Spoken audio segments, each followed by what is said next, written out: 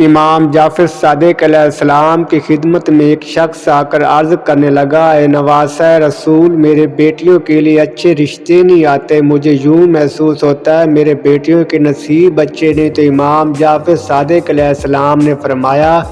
اے شخص، اگر چاہتے ہو کہ تمہارے بیٹیوں کے لیے اچھے رشتے آنا شروع ہو جائیں تو اپنی بیٹیوں سے کہو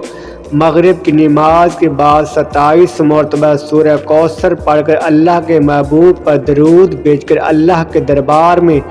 اپنے لیے دعا مانگے، انشاءاللہ ان کے لیے اچھے رشتے آنا شروع ہو جائیں گے۔ جب وہ نیند سے صبح بیدار ہو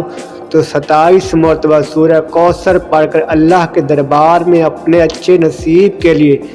دعا مانگے، انشاءاللہ ان کا نصیب روشن ہونے لگا، ان کی دعائیں پوری ہونے لگیں گی، ان کے لیے اچھے رشتے منزل عام پر آنا شروع ہو جائیں گے اور ان کی زندگی خوشحال ہونے لگے گی۔